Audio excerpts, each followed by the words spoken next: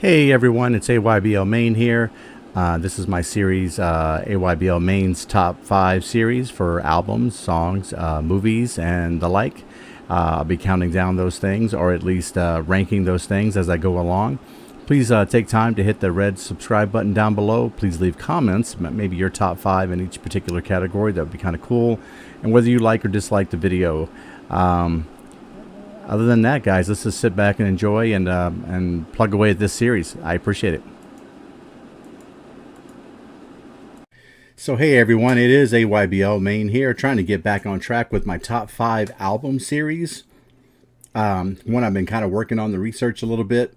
I figured I wanted to kind of save it for the end of the week because I know it might be a little controversial because a lot of people are just huge fans of Led Zeppelin. I am too. But sometimes, you kind of veer off the path and things become a little bit more, I don't know, they resonate with you more than other things. And my taste in Led Zeppelin's kind of changed over the years from what would traditionally be considered their best to, to the things I like now. So let's kind of jump right in, though. I mean, this is a great list to do, guys. There really are. There's no weaklings here. So my number 5 is going to be Led Zeppelin 1. It's from 1969. Now, all these albums are produced by Jimmy Page, so we don't have to go into all that type of stuff. And really, if we talk about any of these Led Zeppelin albums, you're going to say blues rock, you're going to say hard rock, you may even say some precursors of metal. You're going to say those things.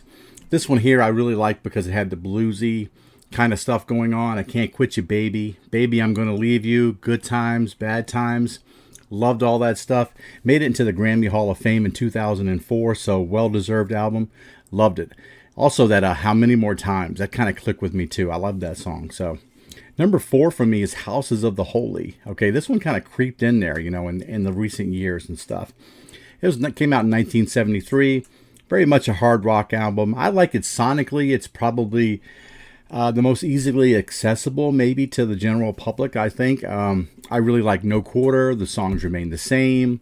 Rain Song is my favorite song on there. And a lot of people like The Ocean and Dire Maker. That seems to be what they like.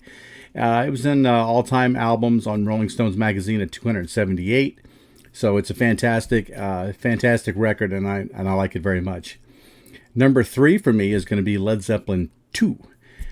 Also came out in 1969, and we don't have to go over all. It's a little bit more rock and roll than the first album was.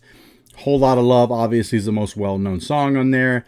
People like the Lemon Song and Thank You. Ramble On, probably it's not my favorite. I think probably Living Loving Maid is probably my favorite track on there. Just an absolute bunch of bangers on there. This thing went 12 times platinum. Okay, so that's like in 1969, 12 times platinum is a big deal because it wasn't like you were going up against softies. You were competing against some really tough competition back then. They made it at the greatest albums of all time, Rolling Stones, all the way up to 123 with this album. So number 2 for me, and this is probably where it gets a little bit like a hot take type of thing. I've got Led Zeppelin 4 at number 2. Came out in 1971. I like every song on there. I mean, I like every song on there, but it's not like I'm not in love with every track, like to a huge level is the problem, Rock and Roll, Black Dog, Stairway to Heaven, obviously the Magnus Opum track for them. My favorite songs on there are Going to California and When the Levee Breaks. I think just the drumming and When the Levee Breaks just absolutely boggles my mind. Ian Stewart plays piano on this album. He plays it for the song Rock and Roll. Did a really great job on that. This was number 58 on Rolling Stone's list of the best albums of all time. And Classic Rock Magazine had this, of course, as the best classic rock album of all time. And deservedly so. I have no problem with that. But my favorite album, because I think it's a little bit more diverse, and I just love some of the stuff that's going on here, is Physical Graffiti from 1975. Obviously, it's known for Kashmir, and it's kind of great because now in latter years we've got a chance to see how good John Paul Jones was at putting together string arrangements for other albums. One of my favorite albums, Automatic for the People by REM, he did the string arrangement for. The guy is just incredible. My favorite song on here is 10 Years Gone. I also enjoy Trampled Underfoot, which a band recently kind of stole interpolation there to try to make a song from. Just an iconic thing. I think a lot of people like the song also In My Time of Dying.